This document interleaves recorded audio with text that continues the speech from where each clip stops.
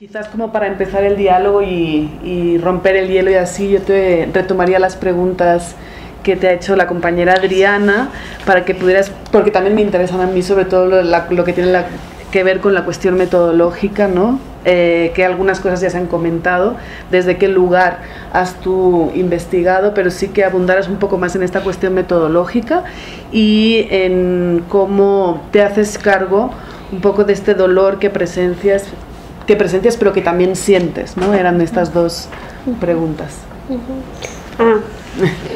Si quieres, abrimos para que haya más preguntas y contestas todas luego. ¿Alguien tiene algún comentario, una pregunta? Yo, como para complementar un poco esta pregunta de investigarlo tú y hacerte cargo con todo lo que has dicho, o sea, yo lo que veo es que en la comunidad tuya pues se hicieron cargo de las muertes, pero más bien cuando tú teorizas, ¿cómo haces para enfrentar el que los diferentes, los que no somos parte de, pues solo teoricemos con eso, o compartamos ese dolor desde la teoría? Esa es la parte que a mí me cuesta trabajo resolver también como investigadora. ¿Alguien más se anima?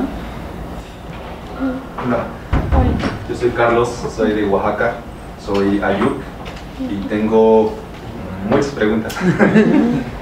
Básicamente agradezco la publicación que haces, porque yo hice mi tesis de licenciatura mucho basado en lo que tú propones. Mi comunidad igual tiene un sistema de gobierno comunal y actualmente yo hago la crítica, ¿no? Tú lo acabas de mencionar hace rato. Decías que hay formas en que nos elegimos, y porque pues yo soy comunero, en algún momento debo de pasar mis cargos, ¿no? Pero una de las críticas que empiezo a recoger de la colectividad en mi comunidad es que no se ejecutan bien los cargos. Entonces las personas empiezan a inconformarse por estas acciones de los representantes que están al frente de la comunidad, pero yo lo he enunciado como un proceso de transformación ante las problemáticas actuales, porque creo que muchas de las capacidades que tenemos los comunales no están adecuadas a problemáticas de estos tiempos. Uno de ellos, por ejemplo, es los recursos económicos. Mi comunidad básicamente posee grandes extensiones de territorio comunal y tiene una empresa maderera, ¿no? Y vamos como reforestando y quitando y poniendo, pero conforme a los intereses de la comunidad. Pero recientemente están habiendo hubo una confrontación directa con el municipio, ¿no? Y la comunidad encara como la participación para poder retomar el poder del municipio y que pertenezca a la comunidad, ¿no? Que no sea el municipio que tiene el dinero y pues a ver qué se hace, sino la comunidad empezó a jalar mucho dinero. Entonces le empiezan a llegar muchos recursos y señalaba falta de conocimientos en cuanto al manejo de los recursos. Entonces hubo un problema grande que es la corrupción. Empezamos a ver comuneros, generalizo, yo no, pero quiero generalizar, ¿no? Que empezamos a tomar de este recurso económico, ¿no? Para nuestros beneficios, o simplemente se pierden y no hay forma de rendir a la comunidad. ¿Qué hicimos con ese recurso? Porque no estamos haciendo nada. Y otro de los problemas es que estos recursos ya vienen destinados para ciertas obras, ¿no? Y es un poco difícil como desviarlo, porque hay que rendir cuentas, ¿no? Entonces una de las propuestas que yo como comunero planteaba en mi tesis era: ¿por qué no tomamos las riendas? Entendiendo que estamos en un proceso de transición, ¿por qué no tomamos las riendas de nuestro sistema de organización para poder proponer acciones que sirvan a los nuevos cargueros y que ellos hagan un trabajo más eficiente? que nos dejen contentos a nosotros, ¿no? Porque vamos a pasar por ahí. Y yo también platiqué sobre esta línea, ¿no? Pues no hay capacitación, tú llegas al cargo y en el cargo aprendes, porque hay alguien más que está arriba. Cuando tú eres topil tienes un comandante y aprendes del comandante, ¿no? Cuando llegas a comandante ya sabes qué hacer y entonces aprendes qué hace el agente municipal o el secretario y vas tomando como estas acciones. Pero no entendí dónde nos rompimos, ¿no? Y entonces hubo una desconexión y tal parece que yo pregunto con mis hermanos, mis tíos, mis primos, ¿no? Mi papá, sobre cómo se hace y no hay estructura, ¿no? Son planteamientos vagos que llegan como pues resolvemos los problemas como nos vienen, que puede ser una idea buena, ¿no? Pero uno de los problemas que yo planteo también es que nos estamos quedando muy fragmentados, ¿sí? Ante las problemáticas actuales que tienen que ver, bueno, enfrentamos una demanda contra el gobierno federal actualmente, que parece ser vamos ganando, quién sabe, pero ellos nos quitaron una gran extensión de territorio, ¿no? Y lo nombraron reserva del Estado, y pues la comunidad fue quien la sembró, hizo todo. Entonces lo que hizo la comunidad ya organizada fue pues recuperar el territorio, ¿no? Y mi comunidad se llama Jaltepec de Candayoc, Xcat en Ayuc, y se ha visto que la organización en cuanto a problemas es muy buena, ¿no? Llegamos todos los comuneros asistimos, las comuneras también participan, ¿no? Y vamos y defendemos el territorio como tal, ¿no? Pero cuando ya se tranquilizan los problemas, ¿no? Vuelve a haber una especie de desintegración, ¿no? En el cual los problemas del exterior nos llegan poco a poquito y nos van fragmentando, no nos vamos dando cuenta. Entonces los comuneros pues ya no queremos ir a veces a las asambleas, ¿no? Porque pues no es muy interesante, ¿no? Ya sabemos que se está clavando el dinero, pues ya no le vamos a hacer nada. Y es otro de los asuntos que no se juzga, porque se ha empezado con una idea de decir, pues yo también voy a pasar por ahí. Y si yo paso y no hago la rendición de cuentas adecuada, no voy a quedar mal.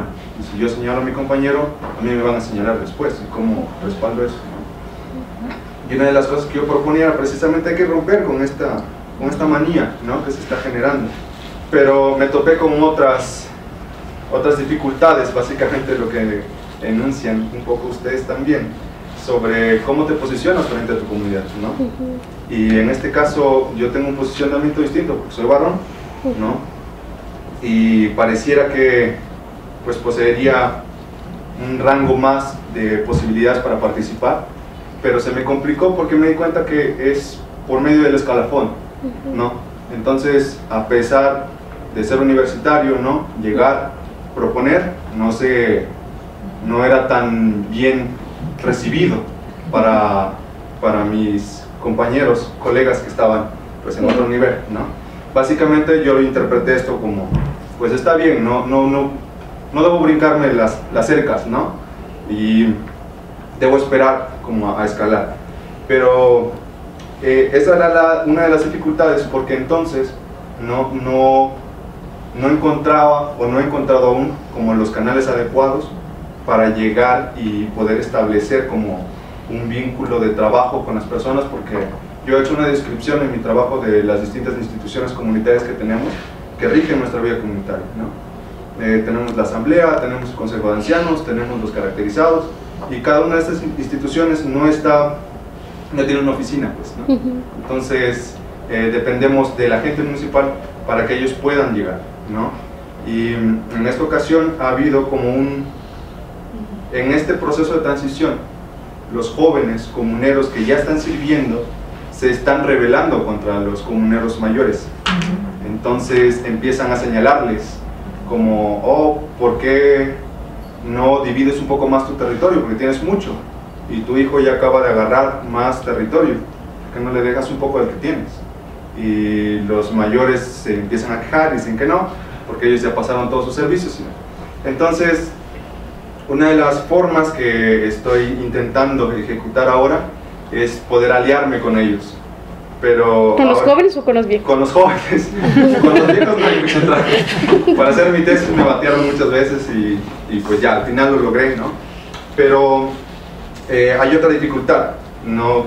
Y una con la que me he presentado es cómo encontrar las corrientes de pensamiento que me ayuden a poder desmantelar. O sea, tú me ayudaste bastantísimo, ¿no? Porque es muy parecido, ¿no? Lo que hacemos, las tramas de parentesco son iguales, la relación con las mujeres comuneras es igual, ¿no?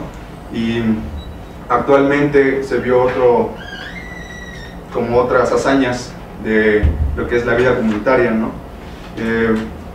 Que es algo que a mí igual me toca bastante como varón, ¿no? De la comunidad. Hubo un asesinato de una comunera hace unas cuantas semanas, ¿no? Que fue muy desafortunado. Y le asesinó su esposo. Al parecer estaba en estado de ebriedad, ¿no? Y las mujeres se organizaron y salieron y marcharon y dijeron: no queremos que esto suceda más, ¿no?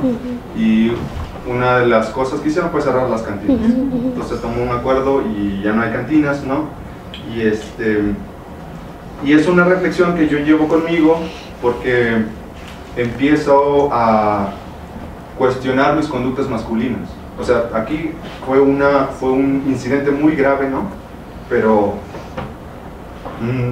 cuando vas haciendo memoria, ¿no?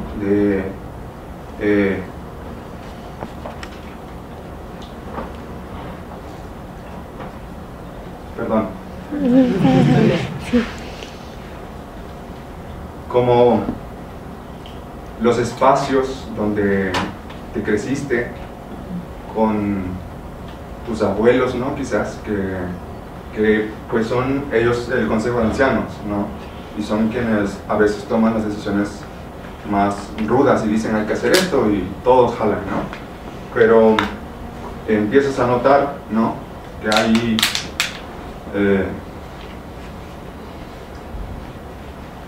conductas machistas, por ejemplo, de ellos hacia tus abuelos, ¿no?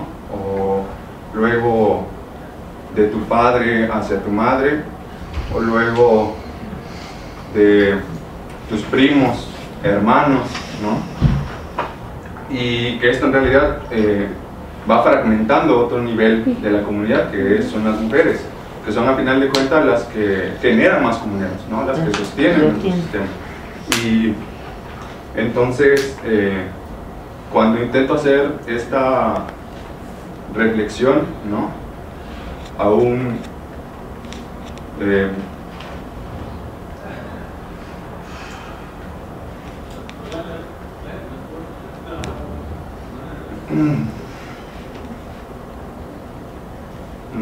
no he podido aterrizar bien, ¿no? Por ejemplo, dentro de mis ideas, cómo esto tiene que ser un punto transversal, ¿no?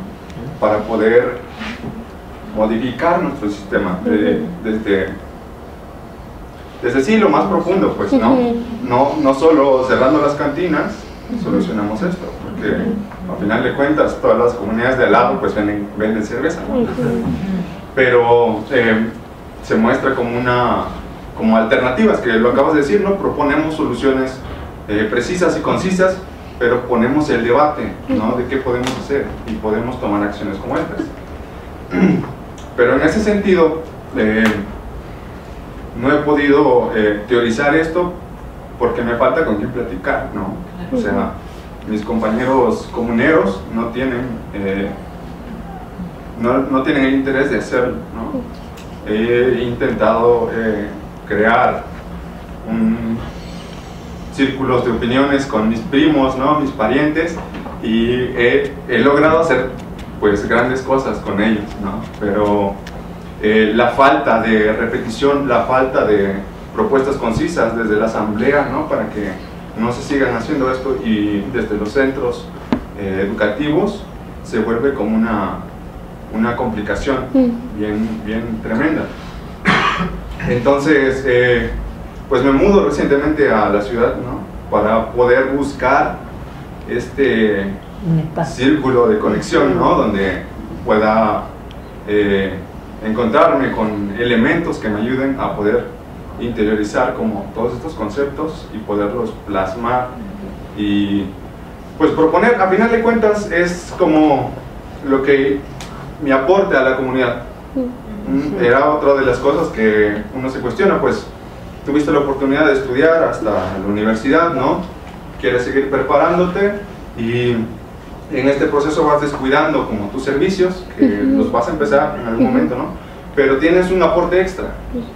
Entonces, ¿cómo hacer que esto de verdad sirva para mi gente, ¿no? Y que podamos hacer un espacio mejor, pensándolo para mis hijos, ¿no? Para cuando estén y que ellos conozcan y puedan disfrutar de un ambiente mucho más sano, que es nuestra colectividad. O sea, además de todas las cosas hermosas que ya tenemos, ¿no? Poder romper con esos esquemas que nos fragmentan y pues sí, poder como vivir mejor, ¿no? Eso. Entonces, tal vez no hice muchas preguntas, pero no, le di más contexto de mi situación. Y básicamente, no sé si pudieras darme algunas ideas en torno a esto que platiqué, que supongo es otra posición, pues, pero me ayudaría mucho, ¿no? No, a ti, muchas gracias. ¿Otras preguntas? ¿Hay alguna pregunta más? Pues hacemos esta y cerramos para que puedas también responder con calma. Gladys, bueno, queda muy clara la ruptura que tienes tú con el feminismo liberal y las razones, ¿no?, políticas de esa ruptura, que tiene que ver con el ataque a lo comunal, ¿no?, como el espacio de politicidad de la reproducción de la vida y del reconocimiento político de esos espacios comunitarios, ¿no?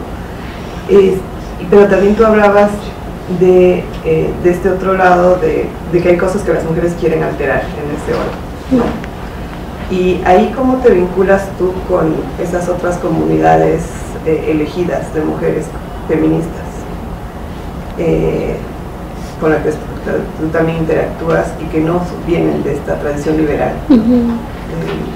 Porque así como tú planteabas, y me parece de manera muy clara, no dejar ningún cabo suelto para que ese feminismo liberal expropie tu voz y te lo devuelva como imposibilidad a las mujeres indígenas, también hay un orden patriarcal que puede utilizar esa tu crítica al feminismo liberal como una imposibilidad de acción de las mujeres en otras formas,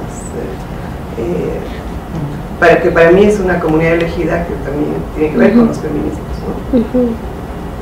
Ya, muy bien. Bueno.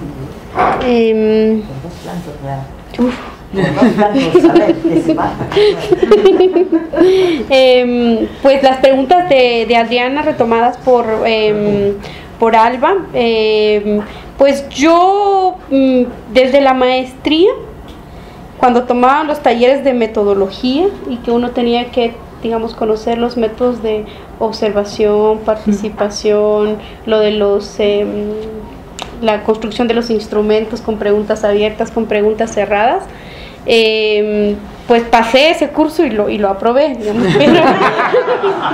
pero cuando yo investigué mi tesis de maestría también, yo hice una tesis sobre el sujeto indígena, en relaciones de poder y sujeto indígena en Totonicapán, y la verdad se me hacía muy irrespetuoso llevar documentos, encuestas. Y por el otro lado también, cuando uno no puede solo observar, digamos, en un proceso de reforestación, uno va a reforestar, uno no va a sembrar árboles. O sea, nadie lleva su cámara, digo, voy a documentar. Porque una vez cuando estábamos haciendo el libro, me acuerdo que el chico que estaba editando, Flavio, me decía, mándame una foto de la reforestación. Pero no tengo, porque no, digamos, uno no va a tomar fotografías en ese momento. Ahí hay, digamos, cuando uno dice documente con fotografías, documente con testimonios, documente con estos archivos. No, digamos, se me hacía, digamos, fuera de lugar hacerlo, por una cuestión ética más bien. Entonces, lo que sí yo organicé fueron una serie de talleres y de discusiones. Por ejemplo, leímos una vez el proyecto de reforma constitucional por el cual se originó esta masacre. La masacre de Totonicapán es porque las comunidades se oponen a la reforma del artículo 66. Bueno, entonces agarremos el paquete de la reforma constitucional y miremos en qué es que nos está cerrando las posibilidades del despliegue de nuestro gobierno comunal. ¿Por qué no reconoce tierras comunales? Entonces hicimos un taller y digamos un taller no como estos talleres que se hacen las ONGs o ciertas instituciones, sino leímos el documento y nos juntamos gente que ya ha sido autoridad comunal, jóvenes que estaban interesados. Yo como que hice un anuncio si alguien estaba interesado y llegaron y vinieron un montón de jovencitos y de jovencitas, y una persona que ya había sido autoridad comunal, fue presidente de los 48 cantones, y discutimos y leímos y nos hicimos una serie de preguntas, y eso fue como un principio de iniciar una discusión sobre cómo se interpreta la ley, cómo se interpreta el artículo 66, el 203, en voz de los comunitarios, digamos. Y yo tomé una serie de notas, y ahí es que decía, yo no los estoy entrevistando, yo estoy escuchando cómo lo dicen, yo estoy escuchando cómo lo analizan. Y luego más adelante pues escribí un texto que se llamó así, Escuchar, Decir, y escucharnos decir, en términos de cómo la gente enuncia las luchas, cómo enuncia la política, cómo enuncia la dominación, cómo la nombra, y cómo también tiene sus propias palabras para decir, no, digamos, resistencia o resistencias. Entonces hice eso, y luego yo fui clara. Yo les dije a varias de las compañeras con las cuales yo converso, les dije, estoy haciendo una tesis de doctorado y creo que me gustaría mucho conversar con ustedes. Tengo tales preguntas, que es mi problema. Mi problema es si voy a estructurar una nueva unidad de reproducción, ¿cómo hago para asegurar que si voy a tener hijos, estos puedan tener el dominio pleno de la tierra como yo la tuve? Y ustedes ya pasaron por eso. Es mi problema, ¿cómo lo hicieron ustedes? Y ahí, pero diciéndole, estoy haciendo una tesis de doctorado donde quiero responder esta pregunta, porque no estamos de acuerdo con esta manera de cómo nos clasifican como excluidas de la comunidad, y no estamos excluidas, tenemos posibilidad de ejercicio del poder y de la decisión y del uso de la tierra, tenemos agua, usamos los caminos, estamos en las fiestas. Entonces, pero tenemos esta dificultad de cómo se va a heredar la tierra, y empecé a conversar, diciendo claramente que yo estoy haciendo una tesis de doctorado y que me gustaría investigar. Algunas me dijeron sí, ponga mi nombre, otras no ponga mi nombre. O en las marchas, cuando las compañeras, las que han estado en marcha, saben que la gente agarra el micrófono y comienza a hablar, y yo agarré varios discursos que se dijeron en esas marchas, y después pues yo se los hice llegar y les comentaba sobre qué estaba yo escribiendo. Y las mujeres son hábiles en la estructuración discursiva. Cuando decíamos una vez en una marcha y le decía yo, pero ¿qué piensa usted de lo que dice esta nota periodística de que una región sumida en la pobreza y en el abandono y con los niveles más bajos de vida, que como Totonicapán, hoy día se manifiesta en contra de una masacre? Digamos, dicen sí, las comunidades se manifiestan a la masacre, pero dicen que es una sociedad sumida en el abandono y en el subdesarrollo. ¿Qué dice usted de eso? Y entonces una señora me dijo, no, pobre yo no. Pobre ellos que alquilan sus casas, esos sí son pobres. No, yo no. O pobre ellos, porque mire cuánto vale mi huipil. Y ustedes, bueno, no sé los que saben cuánto valen los huipiles. Mire mi huipil cuánto me costó. Y mire lo que ellos usan. Ellos son los pobres, no somos nosotros. Entonces, también yo jugué con eso, digamos, con traer esto que decían las compañeras al respecto de cómo nos decían, porque los medios de comunicación siempre filtran en sus reportajes y la gente sabe responder. O en las radios comunitarias, cuando fue la masacre, la radio hizo una especie de micrófono abierto. Entonces llamaban la gente de Estados Unidos para contar cuáles eran los problemas y cómo ellos desde afuera lo miraban. Llamaban hombres y mujeres, o desde el interior del país también estaban llamando. Entonces, de esa manera de producción misma de un discurso, de producción misma de una respuesta, es que yo fui pues haciendo mi archivo, como dice aquí mi maestra María Inés. ¿Dónde está tu archivo?, me decía siempre. ¿Cuál es tu archivo y sobre qué estás trabajando? Entonces, pues yo tomé un seminario con María Inés, un seminario de Foucault, donde pues trabajábamos asuntos sobre el archivo, donde yo creo que es un desafío metodológico. Pues cada quien, creo que, si bien es cierto, las ciencias sociales produjeron métodos de investigación, esos pueden ser maleados en el camino, y eso es lo que yo intenté hacer.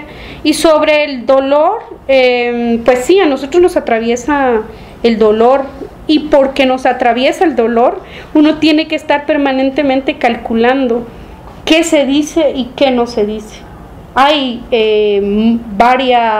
parte del archivo producido en todos esos años que yo no voy a hacer público, no tengo por qué hacer público, porque están contenidos del dolor, pero también creo que hay una interpretación generalizada sobre las comunidades indígenas y sobre las luchas de las mujeres indígenas, que a mí no me corresponde, por lo menos en este momento siento que no me corresponde hacerlos públicos, pero por el otro lado, también la masacre fue contenida colectivamente.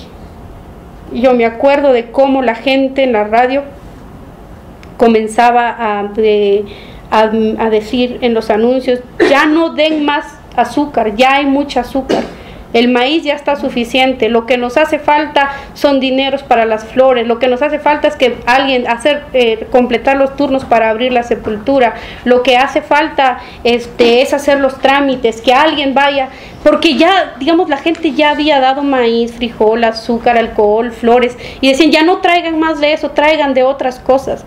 Entonces también el dolor se contiene materialmente. O sea, la gente, yo me acuerdo como en los 20 días de muertos, porque el 20 es un número importante en la cosmovisión maya, cómo la gente llegaba de otros pueblos y lo que llevaban eran agua de ruda o agua de hierbas para contener el dolor. O sea, te llevaban tu medicina a las autoridades y a las viudas y a los hijos de las viudas. Entonces, claro, la contención del dolor no únicamente pasa por hablarlo, por decirlo, sino que es material, y es material que te llevaban dinero, o te llevaban pues agua de ruda, medicinas curativas que se saben que se llevan en el momento de los muertos. Me acuerdo también cómo estas cooperativas de ahorro, porque no había dinero, lo que hay es maíz, hay frijol, hay azúcar, hay cosas en especie, pero no había dinero. Y entonces yo me acuerdo que sacaron un anuncio diciendo: ya se resolvió el problema de los ataúdes, ya la cooperativa donó 5 ataúdes, solo falta uno, y dieron el nombre, un señor que se llama Pedro Ischú. El señor Pedro Ischú ya donó el otro féretro, ya no hay que estarlo buscando.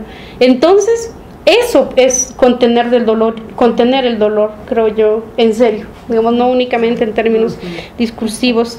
Y bueno, y después una gran cantidad de gente que en las radios comunitarias, que eso explotó, le contradecían al presidente, porque el presidente decía: no, lo que pasa es que son campesinos que se están peleando entre ellos, y el ejército, para disuadir, fue que los separó, pero se mataron entre ellos. Y la gente se enojaba más, y el tipo a la hora salía a decir: sí, se disparó, pero se disparó al aire. Y ya para esa fecha, ya en las redes sociales, en los medios de comunicación corporativos, y también en los comunitarios, ya estaban saliendo fotografías de soldados en posición de tiro. Entonces no se podía decir que habían disparado al aire. Y creo que esa es una forma también de contener el dolor. La gente estaba tan enojada que lo hizo cambiar a cada rato. O sea, el presidente de la República decía una cosa una hora y en la siguiente conferencia decía otra y en la siguiente conferencia decía otra versión, hasta que al fin las comunidades siempre lo nombraron como masacre y ellos iban diciendo de distintas maneras. Pues es que es como decía, como que una explosión. Cada quien hace lo que sabe, cada quien hace lo que puede. Me acuerdo también, y eso es un momento de mucho dolor, que en Totonicapán ocurrió una rebelión en 1820, hubo una separación, digamos, ya habían pasado muchas rebeliones indígenas, pero en este lugar donde yo vivo se declaró reino de Totonicapán, hubo una confrontación entre la corona, la administración colonial y las comunidades, y nos declaramos reino independiente también. Y hay una estatua de un personaje que se llama Atanasio Tzul, que es de la comunidad donde yo soy, y la gente hizo carteles ese día, porque es muy celebrado Atanasio Tzul. La rebelión de Atanasio Tzul es celebrado y es una fiesta comunitaria en Totonicapán. Entonces la gente hacía letreros diciendo: queremos que entierren a los mártires en el parque junto a la estatua de Atanasio Tzul. Eso, yo me acuerdo cuando lo veía, era impactante. Eso significaba romper el parque y enterrar ahí. Y esa era la consigna general. Pero no se hizo porque las familias dijeron: nosotros queremos que se vayan a las comunidades. Y se pusieron de acuerdo en medio de todo ese gran dolor. Casi rompen el parque municipal y se logran poner de acuerdo de que no, que las familias lo que quieren es que se vayan a las comunidades. Yo creo que eso es hacerse cargo del dolor y sintonizarse también con eso, con ese dolor, ¿no? ¿Y cómo es tu nombre, disculpa? Carlos. Yo digamos, no conozco a cabalidad, digamos, apenas, y yo tengo amigos en la región Mije. Sé que hay una serie de dificultades y que compartimos rasgos, pero tenemos un Estado diferente. El Estado guatemalteco nunca se terminó de formar, nunca fue fuerte, no tuvimos una revolución mexicana, no tuvimos este proceso de dotación de tierras que sí existió aquí. Allá la tierra es comunal porque siempre ha sido comunal y se ha confrontado con el Estado. Y es claro que la tierra es lo que hace fuerte a las autoridades comunales. Cuando se comienza a erosionar las formas de uso y de propiedad de la tierra, también se comienza a erosionar las formas de gobierno comunitario. Quizás eso hay que tenerlo siempre a la vista. Y creo también ese problema que tú dices, también ocurre allá. Hay una confrontación entre profesionales y comunitarios que se profesionalizaron y comunitarios que no se profesionalizaron. De hecho, en unas regiones y Chile siempre dicen que los que estudiaron ya no entienden lo comunitario, porque lo que quieren es trasladar estas formas republicanas en el mundo comunitario y no es así, pues, y eso crea confrontación, pues porque estos criterios de profesionalización no son los que nos han salvado. Nos empezamos a profesionalizar hace 20 años, creo yo, los indígenas por lo menos. Hace 20 años empezamos a entrar a las universidades y las comunidades lograron existir con un saber concreto, cómo se decide sobre el agua, cómo se decide sobre la fiesta, cómo se decide sobre la tierra. Efectivamente, también hay problemas contemporáneos, como por ejemplo la imposición de las licencias extractivas y todo eso, esa confrontación de aparatos jurídicos, de resoluciones, de estudios de impacto ambiental que están circulando y que parece que es la manera de cómo también podemos defender, yo creo, la tierra. Yo creo que son dos ámbitos que tenemos que tener en cuenta, que hay mucha gente profesional dentro de las comunidades, pero como ocurre en varias comunidades en Totonicapán, es que las autoridades nombran a sus técnicos profesionales. A mí me, digamos, no es que yo me jacte, pero cuando fue el proceso de reforma constitucional del sector justicia hace 2 años, algunas autoridades me dijeron a mí: usted que entiende de esto, díganos qué es.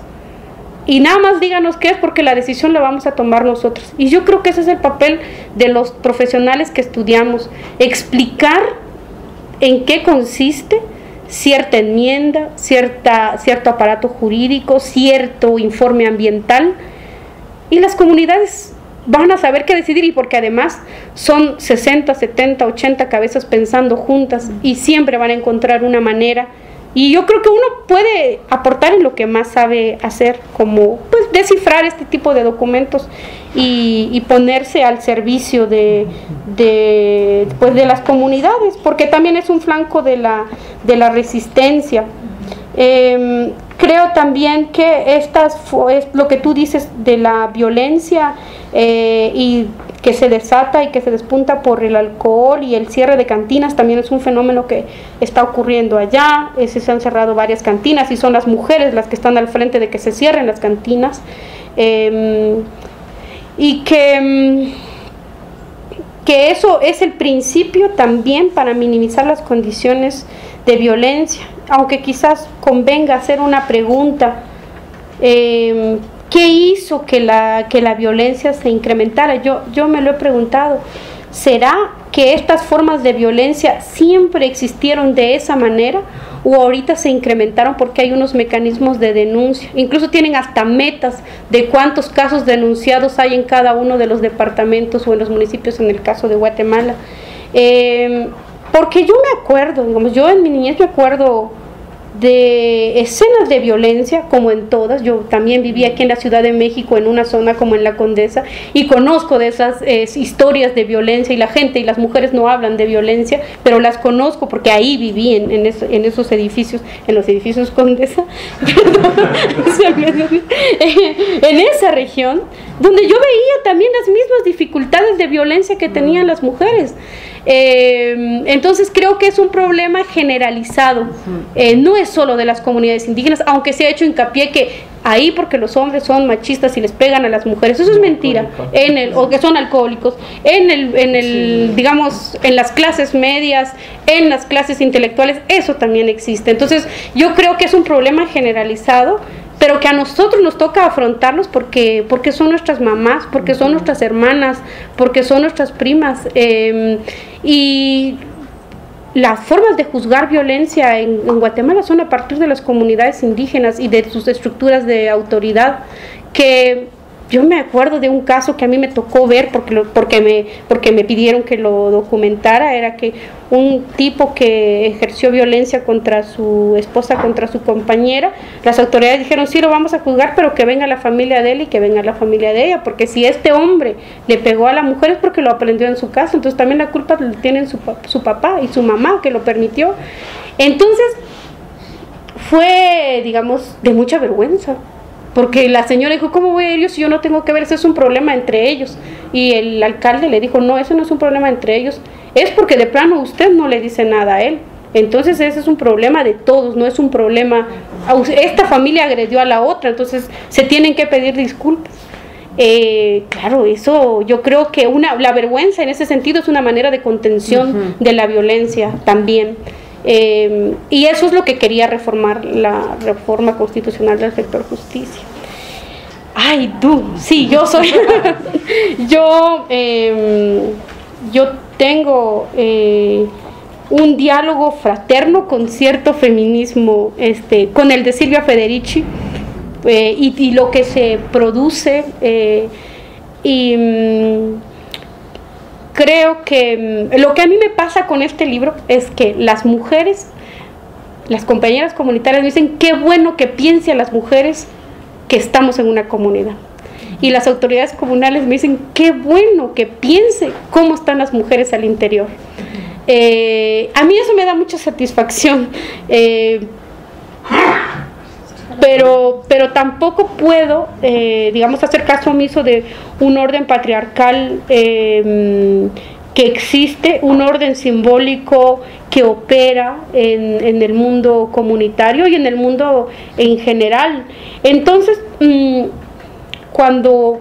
antes la pregunta es: entonces, ¿usted es feminista o no es?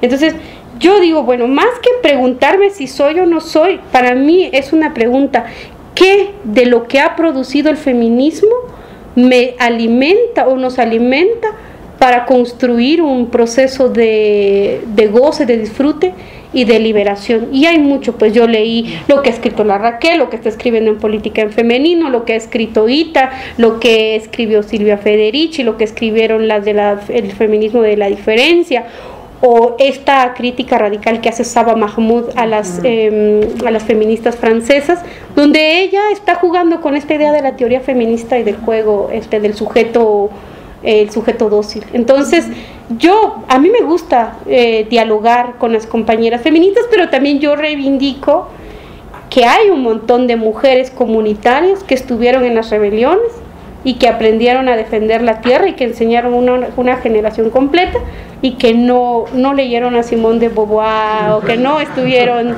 formadas en el feminismo clásico.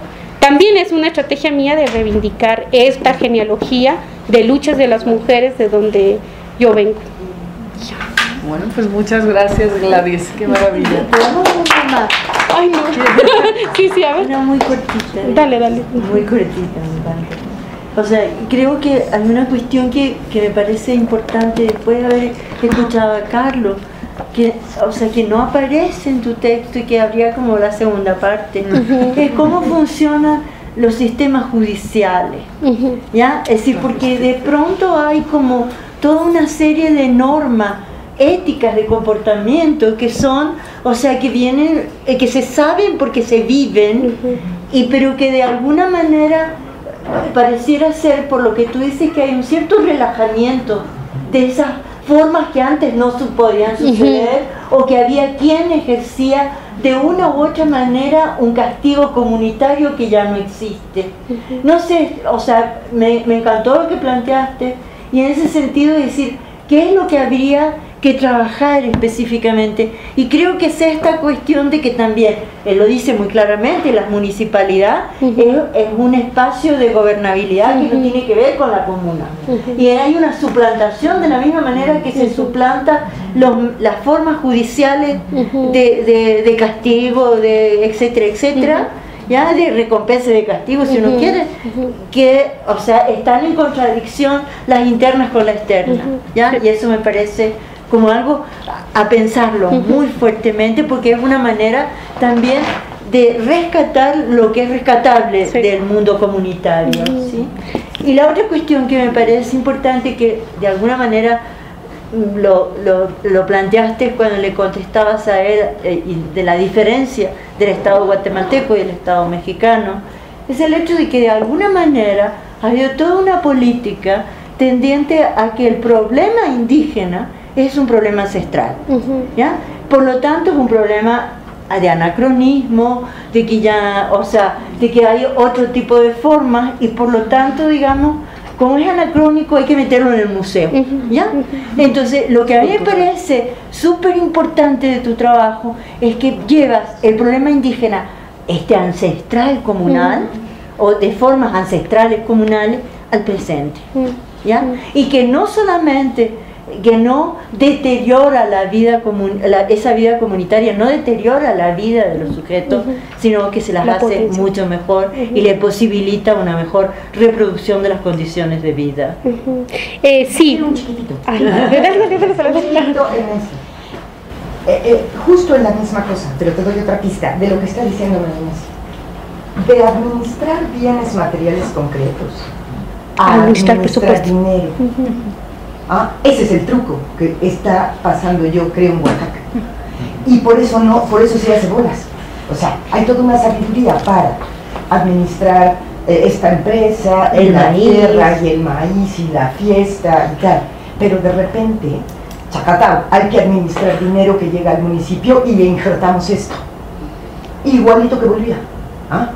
Igualito que Bolivia. Y eso es una forma contrainsurgente para despolitizar, porque se va con todo el paquete de cómo se hace, entonces no puede operar en el formato anterior, ¿no? Entonces, piénsale por ahí. Nosotros eso lo trabajamos como una cosa es el asunto de la riqueza concreta y el paso a la riqueza abstracta, digamos así, en términos super ultra generales. pero cuando te dan dinero en vez de agua, algo malo pasó, ¿no? O sea, algo malo pasó. Entonces, un poco por ahí como que valdría la pena también pensar, aunque el problema que él pone también, que no está tan adentro, pero para el siguiente libro, que aquí vamos a ir pensando un poco, a ver dónde podemos, para lo de la justicia, pero lo intergeneracional, que está muy claro como lo presenta en el caso allá, pues no sé bien, pero tal. Y el último chiquitito, ojo con la etnografía. Te acabo de dar una super clase, yo estoy, qué bueno que viste, y qué bueno que tal. Porque esta cuestión, ¿qué se cuenta? ¿Qué no se cuenta? ¿Qué no se dice? Tú vienes de una tradición en donde te han mal formado y hay que desaprender mucho, mucho. Porque una etnografía que balconea es un error y es una falta de ética. Y el principio metodológico central, el principio ético central de una investigación, como todo el tiempo lo estábamos pensando en Puebla, es que mi información no le sirva a la policía. Exacto. ¿No? Punto. Ese es el principio central. No hay que trabajar para el enemigo. Entonces, si me sale chueca la etnografía y pongo solo dos cosas, así pongo, ¿sí me explico? Y lo demás lo lleno de palabras, porque tengo que pasar. O sea, es un poco cínica la visión, pero hay que saber dónde estamos parados, ¿no? Sí. Eso nomás.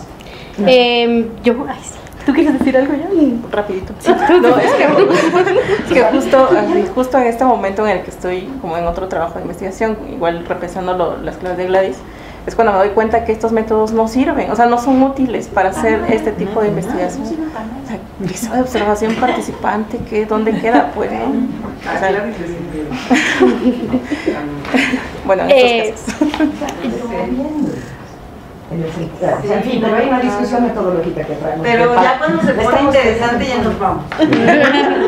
Bueno, yo únicamente quiero pues agradecer pues esta crítica, las preguntas y las provocaciones. Sí, en el otro libro yo escribí un texto que se llama Sistemas de Gobierno Comunal Indígena y Estado Guatemalteco, unas claves para comprender su tensa relación.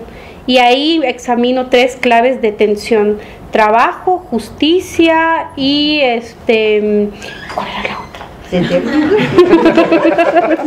¿No lo estudiaste bien? Yo lo escribí. Bueno, estas 2, ¿no? Trabajo. Ahorita por lo que me acuerdo. Entonces. Y la tierra. Y la tierra, eso, efectivamente. Sí, lo he presentado en el curso de ustedes, ¿no? Y creo que ahí abordo una serie de diferenciaciones sobre las formas de autorregulación social, estas formas de hacer justicia. Y efectivamente, las extractivas necesitaron crear dobles estructuras. En muchas comunidades están creando dobles estructuras. Quizás de manera más radical en este texto que yo leí de Patsy, de cómo crearon a partir de las organizaciones comunales sindicales, cómo crearon unas nuevas formas a partir de las leyes de participación popular, allá también comenzó a pasar, pero todavía no ha logrado confrontarse como instituciones paralelas, pero justamente tienen ese problema que Raquel entonó, porque ayer que estábamos en un taller con unos compañeros ellos decían, es que las estructuras comunales de lo que nos encargábamos es de cuidar la tierra, de controlar que todos hagan su trabajo comunitario, mientras que el Estado creó otra nueva, y a esa nueva le daba presupuesto. Entonces, lo que sucedió es que estábamos confundidos. ¿Quién es la autoridad? ¿Quién organiza el trabajo comunitario o quien saca proyectos para el mejoramiento del camino? Y dónde las mujeres se tienen que incorporar como un sector, que eso es lo que va a traer de fondo la estructuración de los consejos comunitarios de desarrollo en Guatemala, que mientras se pensaba como una unicidad entre jóvenes, mujeres, todos somos comunitarios, pero esa exacerbación entre jóvenes y más ancianos y mujeres la incorporó, la estableció una forma liberal como extensión cotidiana del Estado. Digamos, antes donde juzgaba una autoridad, ahora va a juzgar el tribunal. Antes, quien se organizaba de tener un comité de agua, ahora lo quieren organizar a partir de una estructura que se llama Consejos Comunitarios de Desarrollo. Entonces sí ha habido un desbalance, y es un desbalance que es necesario para poder instalar las extractivas. Donde la trampa efectivamente es empezar a dotar de presupuesto bajo la argumentación de que hay que descentralizar el Estado, entonces que las comunidades decidan en qué van a invertir el dinero. Pero es que las asambleas comunitarias sirven para decidir cómo se organiza la fiesta, cómo se va a seguir cuidando la tierra, cómo nos organizamos contra las extractivas, mientras que se establecieron se impusieron una serie de agendas muy compatibles con estas estructuras extractivas. Pero de todos modos yo creo que la diferencia entre México y Guatemala sigue siendo distante, en la medida de que nosotros siempre tuvimos una tal desconfianza del Estado, dado que salimos de un genocidio, y por lo tanto el Estado siempre era de desconfiarle. Y aquí la relación con el Estado está atravesada pues por otras condiciones históricas que también nos ayudan a comprender las relaciones entre las estructuras comunales, los gobiernos comunales y el Estado. Y creo que es importante también determinar que en estas formas que María-Inés ha dicho, sistemas judiciales o formas de justicia comunitaria, es que no hay la tal separación entre que si un delito es civil, es penal, es una falta comunitaria, y en esas faltas comunitarias las formas de sanción no son punitivas. Digamos, si tú no hiciste tu trabajo comunitario por el agua, lo que queda es que te llamen la atención en una asamblea y lean públicamente tu nombre, cuántos jornales debes, y entonces se resuelve haciéndolo. Es decir, ¿cómo lo resuelves? Ajustándote a los jornales, o la suspensión del agua, y la suspensión del agua se reinstala si te pones al día en tus jornales de trabajo. Entonces no hay una justicia punitiva o que tenga la cárcel como su horizonte de resarcimiento. Ese no es el horizonte.